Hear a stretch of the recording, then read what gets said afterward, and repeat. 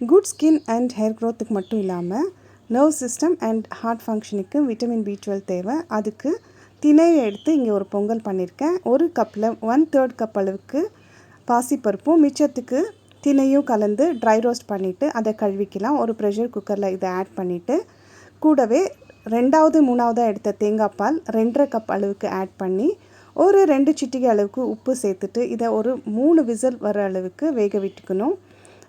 Whistle வந்து முடித்த பிறகு இதை ப்ரெஷர் ரிலீஸ் ஆன பிறகு இதை ஓப்பன் பண்ணிவிட்டு ஒரு 1.25 கப் அளவுக்கு நாட்டு சர்க்கரையை ஆட் பண்ணிக்கலாம். வெல்லமாக இருந்தால் இதை தனியாக கரைச்சிட்டு ஆட் பண்ணிக்கோங்க வடிகட்டி.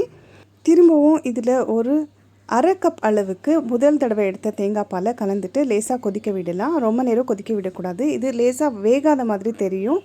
அடுத்ததாக இதில் 1 டீஸ்பூன் அளவு நெய் ஆட் பண்ணி முந்திரி திராட்சை வறுத்து இதுலேயே ஆட் பண்ணிவிட்டு கொஞ்சமாக ஏலக்காய் பொடி தூவி எடுத்தோம்னா சூப்பரான திணை பொங்கல் ரெடி.